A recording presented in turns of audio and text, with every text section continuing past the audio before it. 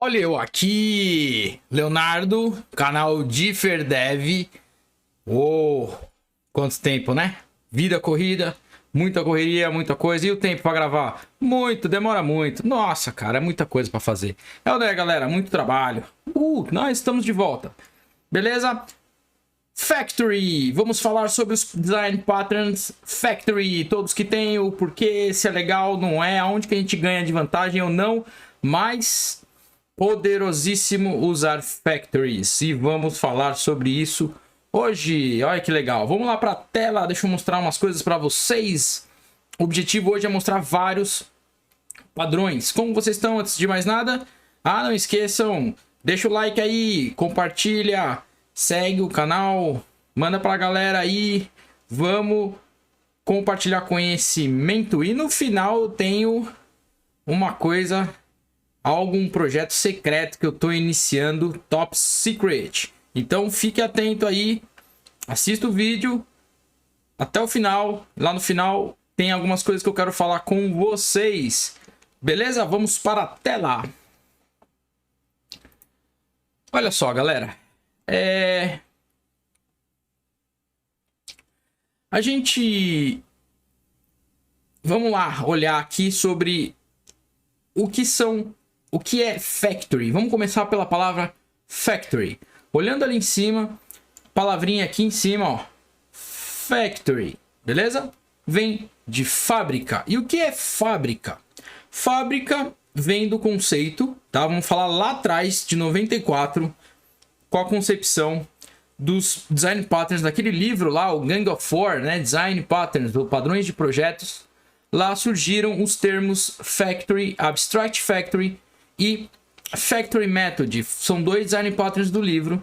Desses design patterns surgiram os conceitos, ou seja, a ideia, o conceito por trás de Factory. E uma das grandes palavras, um dos grandes conceitos que a gente não deve esquecer no conceito de Factory é que Factory Method ou Factory permite que a gente faça a gente adie, ou seja, a gente deixe para depois a instanciação de um objeto, tá? Então, qual que é a grande ideia? Vamos começar primeiro falando ali do do Factory Method. Abstract Factory é uma evolução da ideia do Factory Method. Então, para o vídeo de hoje, a gente não vai falar sobre os Abstract Method. Se você gostaria de ver alguma coisa sobre Abstract Factory, já entende muito bem o Factory Method e gostaria de ver um vídeo meu sobre isso, comenta aí. Se tiver bastante comentário, bastante gente querendo, eu faço. Legal, galera, vamos falar um pouco sobre, então, o Factory Method, o conceito por trás do Factory Method. Vamos olhar aqui rapidão. Olha só, do lado esquerdo, qual que é a ideia?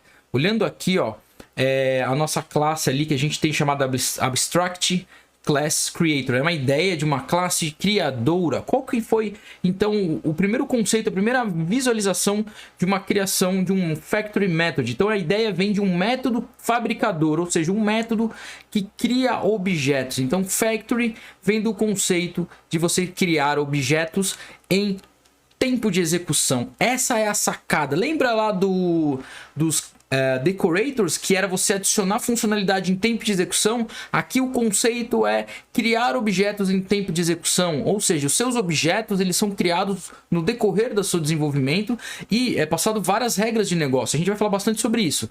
No Abstract, então, a ideia do Factory Method vem de você ter um método ali abstrato. Veja ali que um método abstrato é um método que ele não tem corpo, ele não tem código dentro dele. Por quê? Porque uma classe abstrata, ela não existe sozinha, ela precisa ser sempre classe de base, beleza? Se você tem dificuldade de orientação a objetos, fique ligado aí que eu vou lançar alguma coisa especial sobre orientação a objetos, design patterns, muita coisa diferente, segredos do PHP. Ixi, tem coisa muito doida aí para vir aí, projetos orientados a objetos, tá? Então, qual é o conceito aqui? Quem estudou um pouquinho sobre abstração, a ideia de abstração é você ter uma base, uma classe base que ela serve de herança para outras classes. E no conceito daquela época ali, em 94, na criação do livro Gang of Four, ou o livro conhecido como Design Patterns, a ideia do Factory Method era você ter um método abstrato e você ter um método de ações padrões, ou seja, são ações ali que elas são travadas em sequências. Ou seja,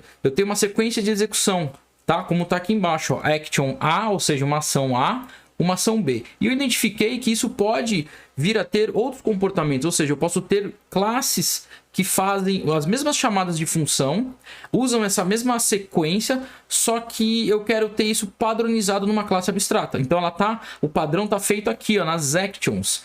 E o segredo do Abstract Method é isso aqui, ó.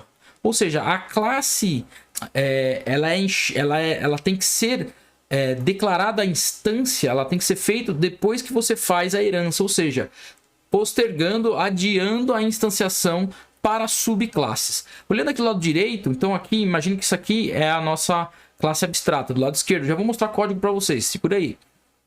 Aqui do lado direito, a gente tem o conceito de ter uma classe concreta que vai fazer, ó, extends dessa creator, dessa classe abstrata, ok? Então vai ter feito a herança.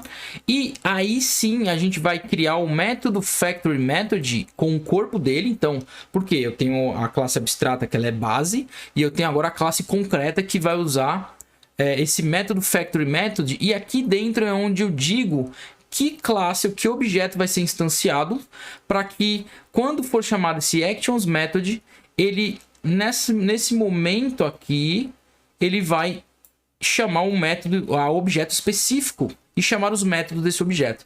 Então, essa ideia do factory method é você ter um método que fabrica um objeto de uma classe específica, e aí tem o conceito de família, anotem essa ideia, ou seja, objetos que seguem os mesmos nomes de métodos. Então eu sei que o objeto, posso ter dois tipos de implementações distintas, mas os dois vão ter o método action A e o método action B. Então precisa ter essa obrigatoriedade. Isso vem lá do Solid também, do conceito de responsabilidade única e do conceito também de Liskov substitution, que é você conseguir substituir um objeto pelo outro e funcionar. A substituição do objeto ela acontece aqui, ó. Esse factory method atua como um Liskov substitution. Olha que legal, depois dei uma estudada sobre Solid. Se você também não entende Solid, comenta aí, fala, nunca vi Solid, não entendo Solid, não sei quando aplicar. Legal, eu posso de repente montar um conteúdo sobre Solid. Olha só, tem tanta coisa, tanto conteúdo, né? O que me falta só é tempo. E talvez um pouco de dinheiro também, né? Quem sabe? Beleza, galera. E aí, temos aqui um conceito. Vamos ver em código isso, porque às vezes não faz muito sentido a gente ficar vendo essas coisas somente em desenho. Então a ideia, olha só. Imagina que eu tenho uma classe aqui, um objeto, um conjunto de várias componentes, que ele tem um conceito de persistir dados, e vamos pensar só no conceito de gravar dados, não importa onde, em MongoDB, em banco de dados, em fila, não importa. A ideia é você ter uma interface genérica para você gravar informações aonde você achar melhor, e aí a gente padroniza. Então começa a vir o conceito de família. O que é o padronizar? Eu criei aqui um data persistência, uma interface. Então interface do PHP é um local onde você só cria nome de métodos, muito conhecido como contratos. Então quando você tem uma interface, ela é um contrato. Por que é um contrato? Porque todas as classes que implementam essa interface, eu sei que existem esses três métodos obrigatoriamente, beleza? Interfaces, algo muito importante em orientação a objetos e no conceito de abstração em orientação a objetos. Olha que legal, beleza? Então eu criei aqui um database persistence. Então é uma classe especialista em persistir dados no banco de dados, beleza? Nada de implementação complexa, galera, só superficial, ok? Então eu faço essa implement data persistence, ou seja, eu sou obrigado a ter os métodos. Então eu vou ter lá o setData, que define dados, que armazena os dados. Eu vou ter um validate, que vai validar esses dados de forma que seja única e exclusiva de banco de dados. E eu tenho persist, que é uma informação única e exclusiva de como persistir em um banco de dados. Então aqui é SQL e update aqui, beleza? Legal, tranquilo. Minha classe concreta está aqui. Aonde que surge o factory method? Ele surge aqui, ó, na persistence creator. Ela é uma classe abstrata, ou seja, eu não posso instanciar essa classe, ela não existe, ok? Ela é uma classe base. Por que ela é uma classe base? Porque eu crio um método abstrato. O que é o método abstrato? É quase o mesmo conceito da interface, só que aqui eu posso ter mais métodos com corpo. Interface a gente não pode ter métodos com corpo, então é só nome de métodos. Qual é a ideia aqui? A classe factory method é a classe que garante que quando a gente implementar quando a gente herdar a classe persistence creator, a gente vai ter que dizer qual é o objeto que vai ser que vai fazer a ação de gravar de fazer a persistência, de gravar no banco de dados. Beleza? Então fica como factory. Isso aqui estamos adiando para a subclasse dizer qual é o objeto que vai fazer a ação. Por que isso é muito poderoso? Porque aqui no persist a gente segue um template method que a gente brinca, é um design pattern também. Isso pode virar um método específico. Na verdade, a persist é um template method. O que acontece? Ele garante que esses métodos são chamados. Então, o primeiro é chamado nosso factory method. E esse método é um método factory. Ele não existe nesse momento aqui, mas ele vai existir na subclasse. Esse é um ponto. Aqui a gente faz a sequência de ações que deve ser feita, ou seja, definir os dados que foram passados aqui em cima, fazer a validação e no final persistir. Então essa sequência ela é padronizada. Por que isso? Porque não importa o tipo de objeto que vai ser jogado aqui, que vai ser passado aqui. Esse objeto ele vai ter o papel de saber ou de ter programado nele como fazer um setData, como fazer um validate e como fazer um persist. Então você tem um objeto que tem que ter esses três métodos, setData, validate, persist, e cada um deles vai ser único e exclusivo de cada um. Por quê? Database é uma coisa e MongoDB é outra coisa, é um outro tipo de banco de dados. Você não tem SQL, você usa de outro jeito. Se fosse persistir numa fila, fosse jogar num SQS da Amazon, fosse jogar num RabbitMQ, como seria? A regra ela é colocada dentro da classe que o factory method vai devolver baseado no que a gente vai fazer de implementação. Então, aí na hora de implementar, o que a gente faz? Eu criei um database creator, que é a classe que vai ensinar qual o objeto que cuida do banco de dados. Então, aqui é o nosso factory method, esse aqui é o factory. No final, ele retorna a instância chamada database persistence, que a gente criou lá em cima. É essa aqui que sabe como persistir em banco de dados. Essa classe faz uma herança do persistence creator. Então, por isso, o método que está aqui em cima, persist, vai estar criado implicitamente dentro do database creator. Perfeito? Na hora de usar, vamos simplificar aqui. Na hora de usar, a gente vai passar os detalhes ali, campo 1, valor 1, a informação que a gente quer persistir. A gente chama aqui um database creator, que é a classe que fez a abstração ali e está ensinando qual objeto faz essa ação. E no final, o método persist vai ser o método que vai executar isso aqui. Em tempo de execução, ele vai descobrir qual é o objeto que foi definido pela database creator. Então, se a gente fosse criar um creator novo, obviamente a gente teria que ter mais duas classes. Imagina que agora eu vou armazenar em outro lugar. Eu vou criar um MongoDB creator, tá? Aí eu criaria a classe MongoDB creator com o código lá dentro, com os três métodos obrigatórios da interface. Criaria a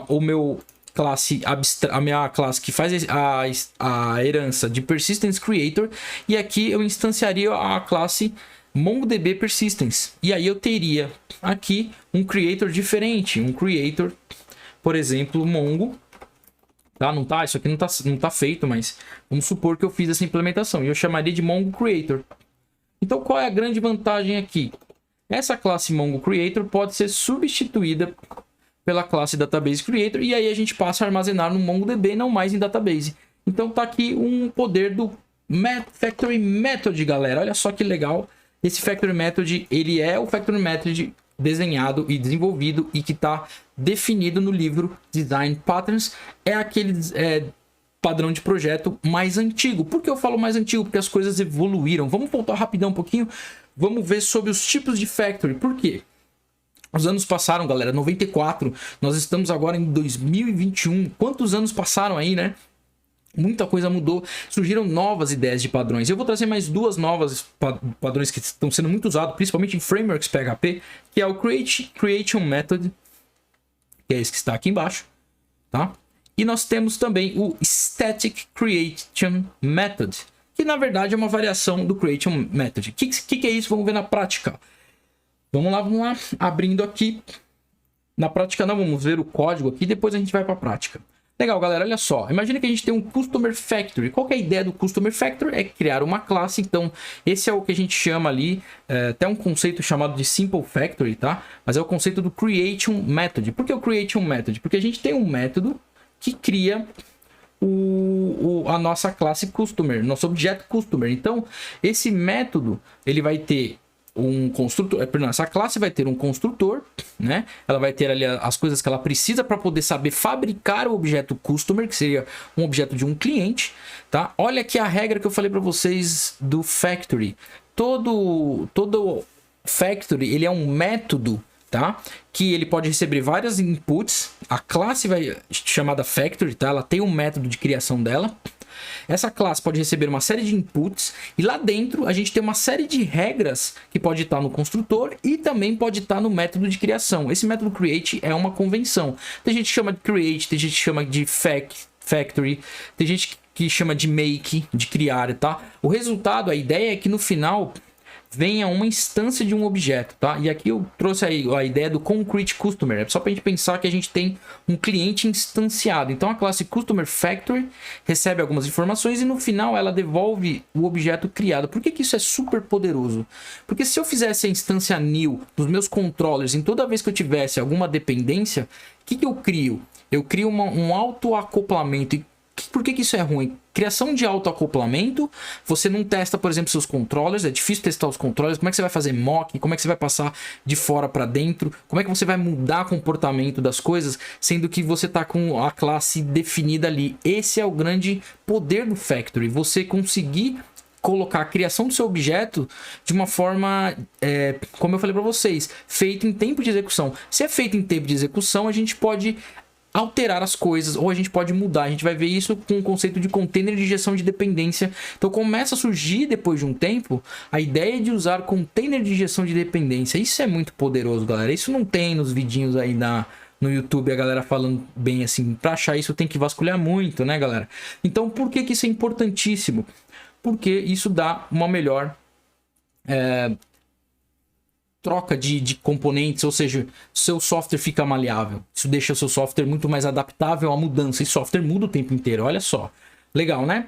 Vamos agora para a versão estática. Então a versão estática ela é a mesma coisa, só que imagina que a gente não tem construtor, porque eu tenho um método estático chamado create, e aí eu chamo ali, ó, static customer factory, na verdade não precisa nem dar o nome static, e aí eu chamaria assim, ó, direto static customer factory, create, né? Esse método, o resultado dessa chamada aqui, me devolve um objeto customer. Então eu pegaria desse jeito aqui, ó. Por que isso não é tão bacana? Porque estático remete a coisa sem estado, e às vezes você quer mexer, você quer passar input, você quer passar no construtor, você quer que o seu factory seja mais robusto, né? Claro, se você tem alguma criação de objeto ali muito simples e você quer deixar isso bem direto, vale muito a pena você usar como static, porém muito cuidado com static, né? Static é algo não tão dinâmico, não tão maleável quanto o conceito de trabalhar em memória, trabalhar usando classe instâncias, né? Mas super válido também, legal. E por último, não significa que ter um método estático, você também não pode ter uma função fabricante, uma função factory. Então é muito comum o JavaScript usar o conceito de função, programação funcional com factories. E no PHP também pode. Você pode criar uma função PHP que te retorna um objeto construído. Essa função recebe N parâmetros e ela cria um objeto. Qual o problema disso também? Função não é tão dinâmica, você não pode, por exemplo, fazer substituição de função. Você não pode sobrescrever uma função, né, no PHP, diferente de programação funcional, que você pode ir lá fazer no JavaScript, que você consegue atribuir, sobrescrever uma variável que é uma função para uma outra função e por aí vai, fazer algumas coisas mais dinâmicas, porém é válido também, é algo muito interessante. Agora vamos para vamos programar. O que eu quero mostrar para vocês, galera? Uma coisa muito interessante é que de tudo isso, o que acontece com os frameworks? Onde que a gente usa isso nos frameworks? Um grande conceito que a gente tem que pensar é que nos frameworks, para a gente usar esses conceitos, a gente tem que usar o ambiente do framework. E o ambiente dos frameworks mais conhecidos aí, vamos falar de frameworks Laravel, vamos falar de Symfony, que mais que a gente tem aí? Microframeworks, Lean, Laminas, o próprio Metsu, que é o microframework do Laminas. Tá, galera? Todos esses caras você vai encontrar uma forma de configurar as suas dependências. E aí a gente entra no conceito de Dependency Injection Container, que é uma ideia da gente ter uma ferramenta que cuida de fazer essas injeções, porque isso está muito ligado ao conceito de responsabilidade única, de você isolar suas classes, de você injetar uma classe que depende de outra no construtor, você não criar instanciamento dentro das classes, você não criar autoacoplamento, como eu mesmo já falei, tá? Então qual que é o conceito aqui? Eu vou mostrar para vocês um pouquinho, bem de leve, como funciona algumas ferramentas. Eu vou falar de algumas que já existem no mercado. Eu vou, na verdade, instalar um container de injeção de dependência. Eu não vou instalar frameworks aqui, senão a gente vai perder muito tempo. A ideia é entender o conceito por trás das coisas, tá? E vamos lá. O que a gente tem? A gente tem PHP-DI, que é o PHP Dependency Injection. É uma lib legal de PHP, independente de framework. Ela é isolada, bem bacana. A gente tem o Pimple, que também é uma lib isolada, pequenininha, antiga. Já há um bom tempo o pessoal utilizou o Pimple. Hoje em dia está um pouquinho mais em desuso. E a gente tem um cara que eu gosto muito, particularmente é um dos meus favoritos, que é um container de gestão de dependência, que ele é baseado em factories. Então, todo o conceito de factory dele está em cima disso, em cima do próprio ideia de Service Manager, que é o Laminar Service Manager. Nós temos também o Laravel, que tem o seu próprio injeção de dependência. Procurem lá, o Laravel tem o seu container de injeção de dependência. Nós temos também Symfony, tá? Que tem um cara chamado Dependency Injection, Symfony Dependency Injection, que é um cara que faz isso também. Beleza, galera? Antes disso, deixa eu mostrar uma coisa para vocês. Como a gente tem a ideia de mostrar PSRs. E aí, temos PSRs falando sobre container de gestão de dependências. Temos a PSR 11, Container Interface. É uma interface que garante que toda chamada de dependência de um Dependency Injection Container, ó, tá aqui, ó, DIC, tá, galera? Dependency Injection Container. Ele tem um método específico que é o método GET. Então, toda vez que você vai pegar uma dependência, você pega pelo método GET. É uma padronização para que todos os Dependency Injection Containers tenham esse método. E aí você pode também, se você preferir trocar um container pelo outro, você pode, e o REST também é um método que tem que ter, você pode trocar um pelo outro sem ter muita dor de cabeça, né? Então, se porventura o seu microframework usa um container de gestão de dependência que você não gostou, você pode trocar facilmente. Isso para microframework funciona muito legal, muito mais interessante. Não vai querer pegar o Laravel e tirar o container de gestão de dependências. Dá para fazer, dá, mas é muito trabalhoso, né? Legal, deixa eu mostrar aqui então chamava-se antes, o Laminar Service Manager chamava-se Zend Service Manager, né? Tudo que vocês verem em Laminas é agora, né, é o Laminas, antigamente era chamado de Zend. Legal, vamos voltar rapidão no código, eu vou pegar aqui, eu vou instalar rapidinho aqui, galera. Real Code aqui no improviso, vou dar um Composer Require Laminas /Laminas e vou instalar o Service. Aqui o menu aqui pro lado. Vou instalar o Service Manager, ok? Opa, tem que escrever certo aqui. Laminas Service Manager.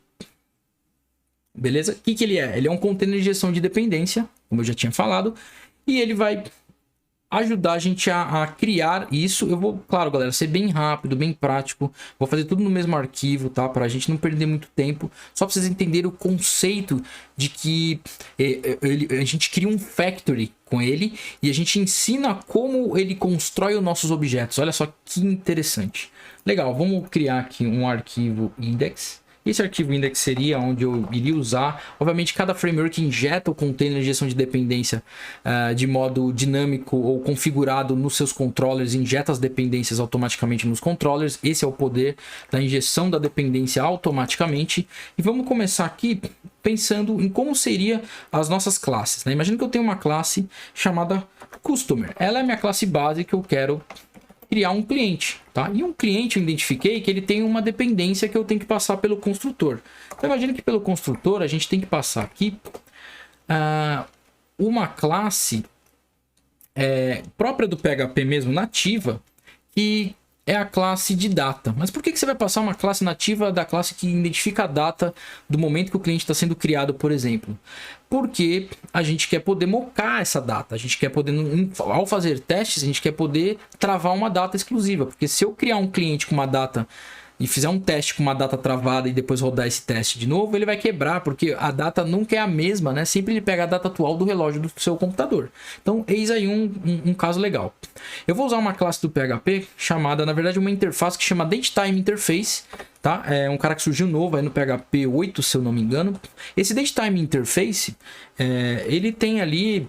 qualquer classe pode utilizar esse DateTime Interface e ser uma classe que manipula data, tá? Mas aqui eu espero receber a classe DateTime.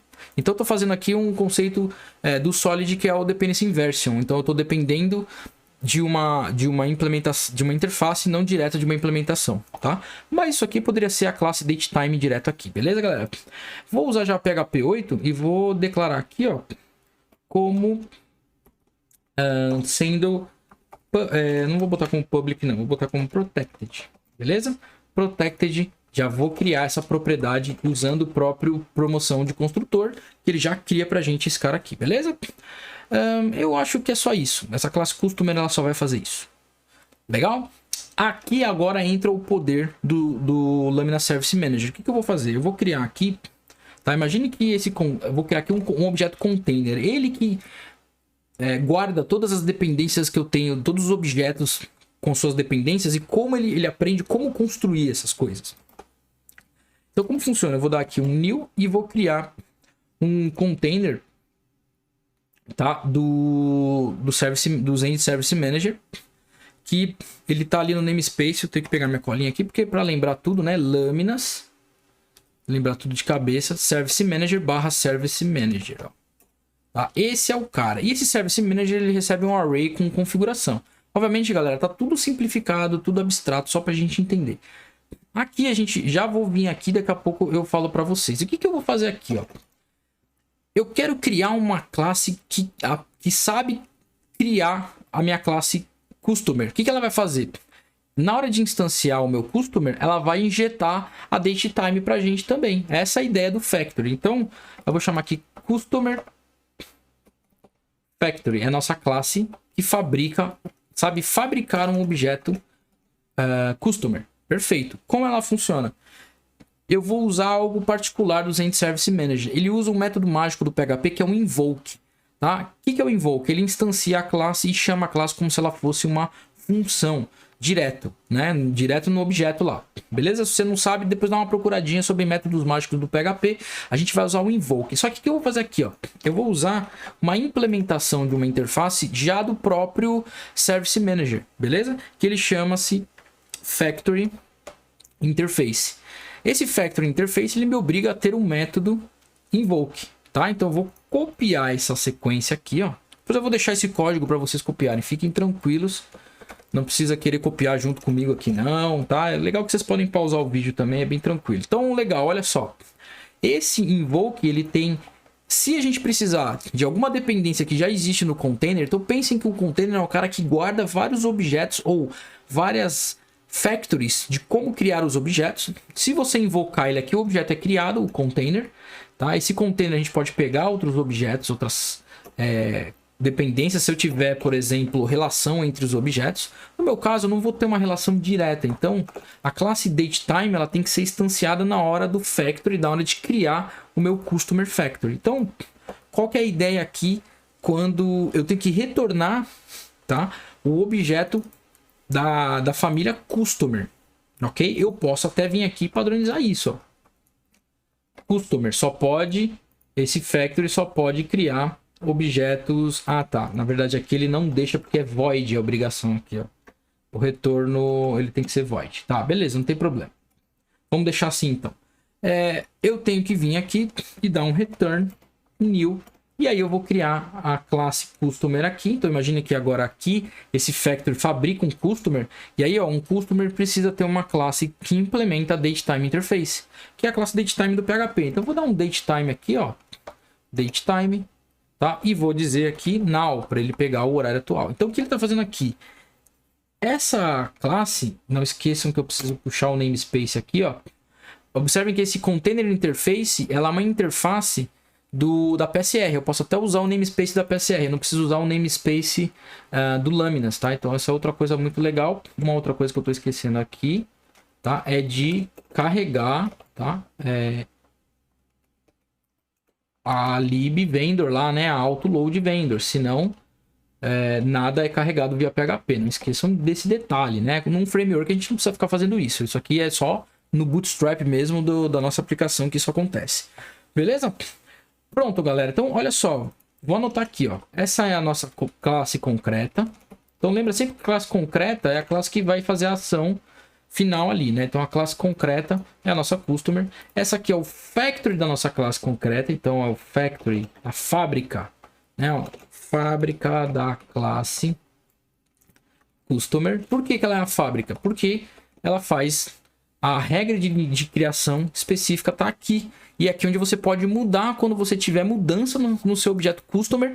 Outro poder fantástico. Isso geralmente é centralizado, tá, galera? Isso fica num setup de configuração. Os arquivos factory ficam nas suas pastas de factories que você tem na sua aplicação.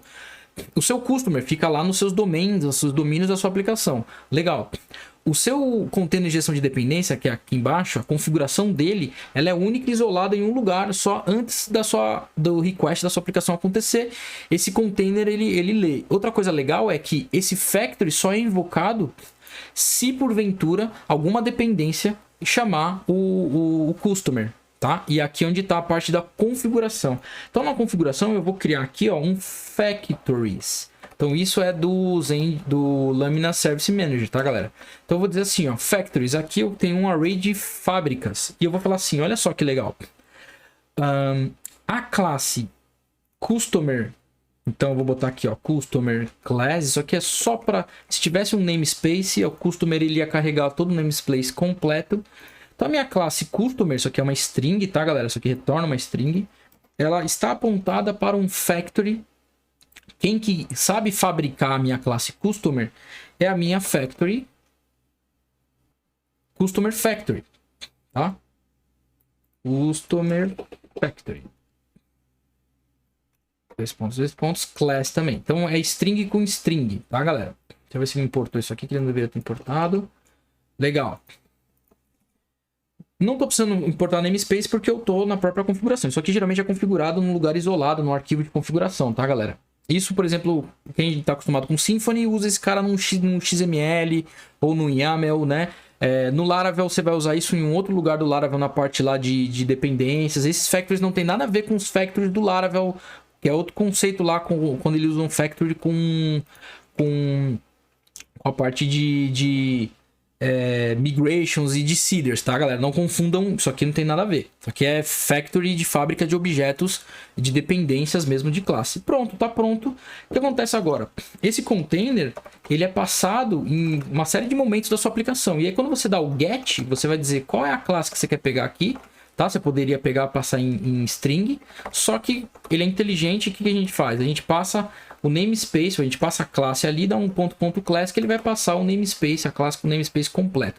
Isso vai retornar para a gente o nosso customer já pronto. Então, o container tem o conceito de juntar as peças, né? Imagina que você tem várias classes isoladas, os seus factories é o cara que sabe criar essas peças, juntar tudo e fabricar essas peças, e no final o seu container invoca essa factory que traz pra gente o objeto pronto.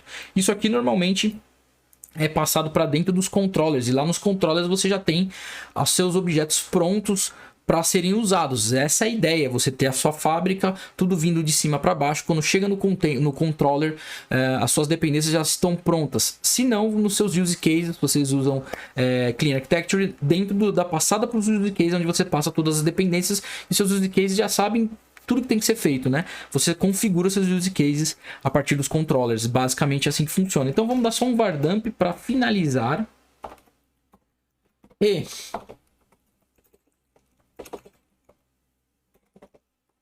o que a gente tem de resultado disso aqui? Vamos ver se eu não fiz nada de errado.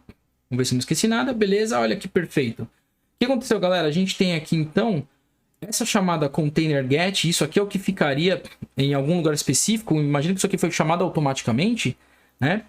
Ele criou um objeto customer, tá? Vou até aumentar aqui para ver se vocês conseguem enxergar melhor, ó. Ele criou um objeto customer.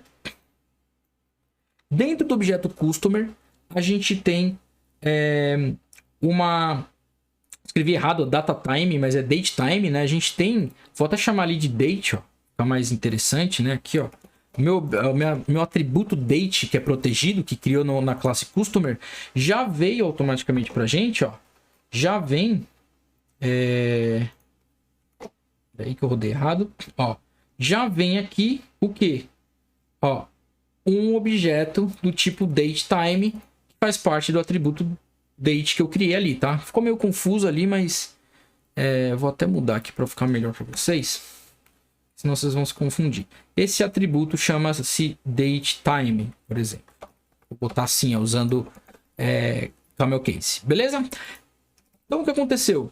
O container de gestão de dependência é o cara que junta tudo e no Lambda Service Manager ele trabalha com factories. Não só factories, ele tem uma série de conceitos como services, como classes que só se criam.